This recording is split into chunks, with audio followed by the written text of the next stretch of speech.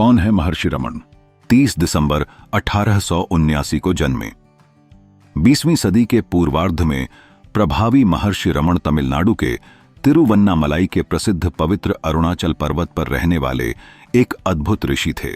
इन्हें एक मौन ऋषि के रूप में भी जाना जाता है, जिनकी शांतिपूर्ण उपस्थिति और शक्तिशाली दृष्टि ने कई लोगों के जीवन को हमेशा के लिए बदल दिया।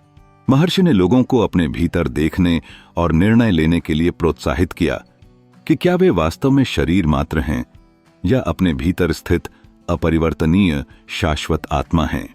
एक साधारण मनुष्य की तरह अपने जीवन के एक खास मोड़ पर उन्हें एक पल यह एहसास हुआ कि उसकी अंतरतम चेतना वास्तव में सार्वभौमिक आत्म की चेतना थी।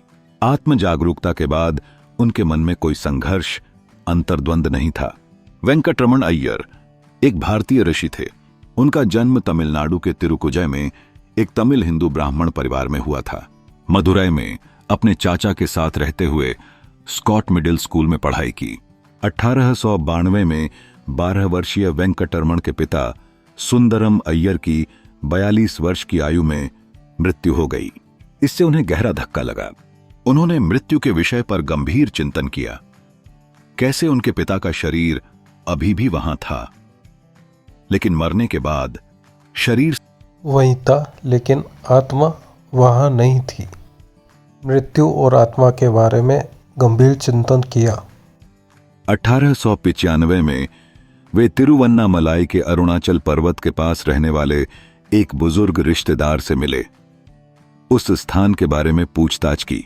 कहते हैं कि 17 जुलाई 1896 के महत्वपूर्ण दिन रमन का जीवन बदल गया। उन्होंने स्वतः स्फूर्त रूप से आत्मजांच की प्रक्रिया शुरू की। मृत्यु का अनुभव किया कि शरीर मर चुका है। 29 अगस्त 1896 को अपने आप से पूछा कि क्या मैं मर चुका हूं? क्या शरीर में हूं? उन्होंने अनुभव किया कि मैं शरीर से परे आत्मा हूं। फिर मात्र 16 वर्ष की आयु में मोक्ष प्राप्त करने के बाद उन्होंने अपना घर छोड़ दिया और तिरुवन्नामलाई में अरुणाचल पर्वत पर चले गए, जिसे उस समय हिंदुओं द्वारा पवित्र तीर्थ माना जाता है, और अपना शेष जीवन वहीं बिताया। यह स्थान 5 तत्वों अर्थात पृथ्वी, जल, अग्नि, आकाश और वायु से संबंधित महत्वपूर्ण स्थानों में से एक है। यह स्थान अग्नि तत्व को समर्पित है, जबकि चिदंबरम आकाश स्थल है। यह भी कहा जाता है कि तिरुवन्नामलाई के बारे में सोचने मात्र से ही मोक्ष की प्राप्ति हो जाती है। इस खूबसूरत पहाड़ी को ऋषियों का निवास स्थान भी कहा जाता है।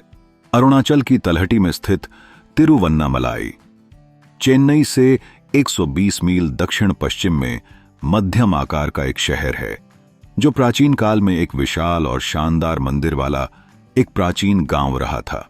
वार्षिक त्योहारों पर पूरे दक्षिण भारत से तीर्थयात्रियों की बड़ी भीड़ तिरुवन्नामलाई आती है।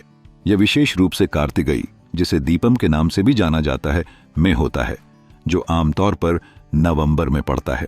इस अवसर पर पहाड़ की चोटी पर रात के समय घी की एक दीपमाला जलाई जाती है। पुरानी तमिल कहावत में कहा गया है, चिदंबरम को देखना, तिरुवरुर में जन्म लेना, बनारस में मरना या तिरुवन्नामलाई के अरुणाचल पर्वत के बारे में सोचना भी मुक्ति का आश्वासन है। सोचना भी, क्योंकि प्रत्यक्ष मार्ग के मामले में शारीरिक संपर्क आवश्यक नहीं है। इसलिए यह कोई संयोग नहीं था कि महर्षि ने तिरुवन्नामलाई और उसके पवित्र अरुणाचल पर्वत को अपना घर बनाया। वेंकटरमण ने वहां कई गुफाओं में अपना ध्यान लगाया। हालांकि स्थानीय बच्चे अक्सर उन्हें परेशान करते थे। गुरुमूर्तम, विरूपाक्ष गुफा, पाताल लिंगम वॉल्ट में उन्होंने समाधि में कई दिन बिताए। अंत में 17 वर्षों के लिए वे विरूपाक्ष गुफा में चले गए। पलानी स्वामी नामक एक साधु ने स्वामी के पहले दर्शन किए और तब से उनके साथ रहकर उनकी सेवा की। फिर परिवार ने उनके ठिकाने का पता लगाया। परिवार के सदस्यों ने उनसे वापस लौटने का अनुरोध किया। दिसंबर 1897 में उनके भाई और मां ने उनसे वापस लौटने की विनती की, उनके भक्तों से भी अपील की। लेकिन वेंकटरमण का उत्तर था कि प्रत्येक के प्रारब्ध के अनुसार जो नियत है वह करना ही होगा। प्रत्येक को नियत कार्य करने के लिए उसका प्रारब्ध बाध्य करता है। जो नहीं होगा वह कभी नहीं होगा, चाहे कोई कितना भी प्रयास क्यों न करे। जो होना होगा वह कभी नहीं रुकेगा, चाहे कोई उसे रोकने का कितना भी प्रयास क्यों न करे। यह निश्चित है।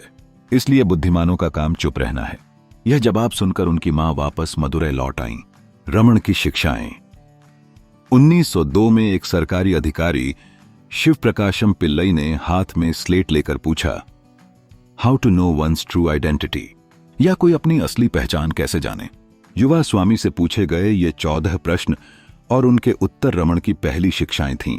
व्यापक रूप से ज्ञात ये शिक्षाएं अंततः नान्यार के रूप में प्रकाशित हुईं। महर्षि को उनका नाम कैसे मिला? जैसे उनके पास कई आगंतुक आए। 1907 में वैदिक विद्वान काव्यकंठ श्री गणपति शास्त्री उनसे मिलने आए। उनसे निर्देश प्राप्त करने के बाद उन्होंने उन्हें श्री रमण महर्षि घोषित किया। रमण महर्षि ने एक संयमित और त्यागी जीवन व्यतीत किया, बस एक कॉपी मात्र का प्रयोग किया। इससे उनकी एक गलत लोकप्रिय छवि बनी कि वे हमेशा समाधि में रहें, जबकि डेविड गोल्डमैन ने विस्तार से लिखा है, अपनी मां के आने के बाद जब से आश्रम का निर्माण शुरू हुआ तब रमण आश्रम की गतिविधियों में सक्रिय रहे थे। कहते हैं कि पश्चिम के लोगों ने महर्षि रमण की खोज की। 1911 में फ्रैंक हम्फ्रीज ने रमण की खोज की और 1913 में द इंटरनेशनल साइकिक गजट में उनके बारे में लेख लिखे। फिर पॉल ब्रंटन ने पहली पुस्तक ए सर्च ऑफ सीक्रेट इंडिया प्रकाशित की। आर्थर ऑसबोर्न ने रमाना महर्षि and the path of self knowledge लिखी। समरसेट मॉघम ने एक नॉवल द रेजर्स एज लिखा।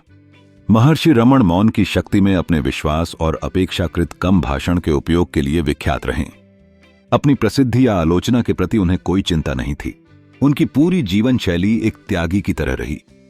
उन्होंने कभी बाहर की कोई यात्रा भी नहीं की।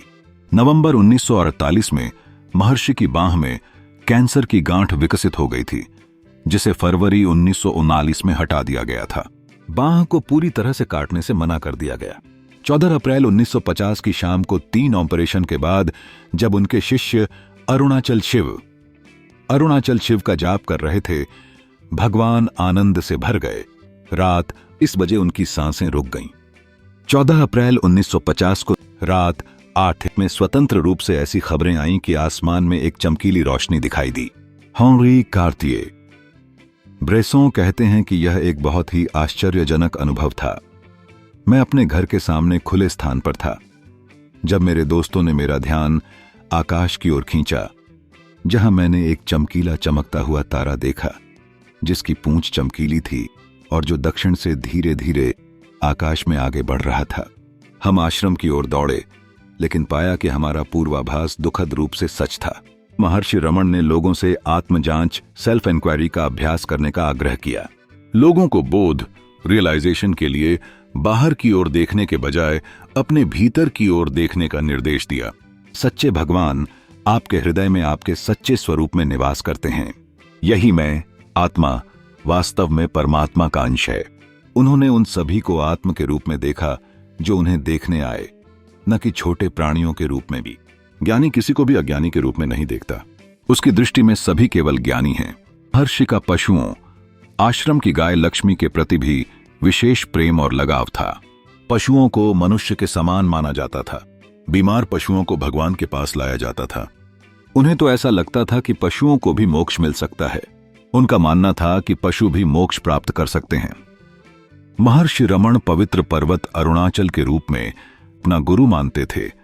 उन्होंने खुद को कभी गुरु के रूप में प्रचारित नहीं किया, कभी भी शिष्य होने का दावा नहीं किया और कभी किसी उत्तराधिकारी की नियुक्ति नहीं की। उन्होंने अष्टावक्र गीता, योग वशिष्ठ, त्रिपुरा रहस्य, कैवल्य नवनीतम, एला मोनरे के अध्ययन को प्रोत्साहित किया। पारंपरिक अद्वैतवादी स्कूल के विपरीत उनके पास आने वाले अधिकांश लोगों को त्यागी जीवन शैली अपनाने से हतोत्साहित किया। वे विनम्रता को सर्वोच्च गुण मानते थे।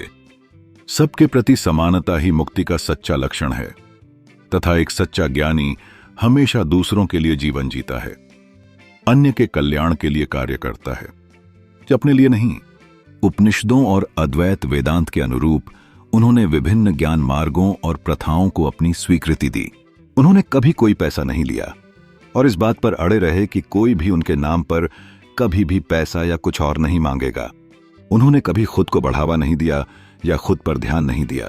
इसके बजाय रमण 54 साल तक एक ही स्थान पर जमे रहे, किसी भी पृष्ठभूमि के लोगों को आध्यात्मिक मार्गदर्शन दिया जो उनके पास आए और बदले में कभी भी कुछ नहीं मांगा। और मैंने यह नहीं कहा कि गुरु की आवश्यकता नहीं है, लेकिन गुरु का हमेशा मनुष्य रूप में होना आवश्यक नहीं है।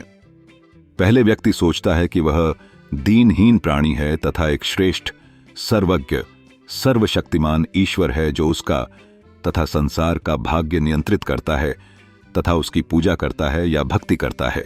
जब वह एक निश्चित अवस्था में पहुंच जाता है तथा आत्मज्ञान के योग्य हो जाता है, तो वही ईश्वर जिसकी वह पूजा कर रहा था गुरु के रूप में आता है तथा उसे आगे ले जाता है। वह गुरु उसे केवल यह बताने के लिए आता है कि ईश्वर तुम्हारे भीतर है, अपने भीतर गोता लगाओ तथा उसका साक्षात्कार करो। ईश्वर, गुरु तथा आत्मा एक ही हैं।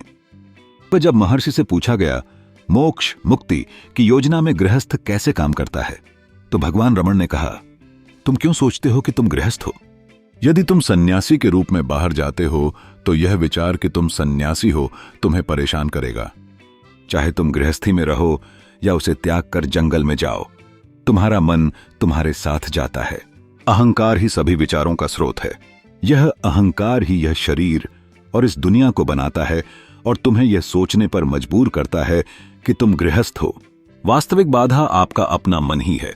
इसे घर पर या जंगल में पार करना ही होगा। जब यह मन आत्म रूप को समझ लेगा तो परमात्मा के साक्षात्कार अपने अंदर ही कर लेगा। उसे कहीं भटकने की आवश्यकता नहीं है। यदि तुम जंगल में ऐसा कर सकते हो तो घर पर क्यों नहीं कर सकते? इसलिए अपने वातावरण को क्यों बदलें? तुम्हारे प्रयास अभी भी किए जा सकते हैं। चाहे तुम अभी जिस भी वातावरण में हो, वातावरण कभी भी तुम्हारी इच्छा के अनुसार नहीं बदलेगा। तुम्हें ही अपने मन को बदलना पड़ेगा। मैं कौन हूं, इसकी जांच कैसे की जावे? महर्षि के अनुसार हमारे सभी विचारों का स्रोत मैं, अहम रूप विचार है। यदि कोई व्यक्ति यह मानता है कि वह जन्मा है तो वह मृत्यु के भय से बच नहीं सकता। उसे पता लगाना चाहिए कि क्या वह जन्मा है या आत्मा का कोई जन्म होता भी है। तो उसे पता चलेगा कि आत्मा हमेशा विद्यमान रहती है, कि जो शरीर जन्म लेता है वह विचार में बदल जाता है और विचार का उद्भव ही सभी शरारतों की जड़ है। पता लगाओ कि ये विचार कहां से आते हैं, कैसे उत्पन्न होते हैं, कैसे इन पर नियंत्रण पाया जा सकता है। तब तुम हमेशा मौजूद अंतरतम आत्मा में निवास करोगे और जन्म के विचार या मृत्यु के भय से हमेशा के लिए मुक्त हो जाओगे।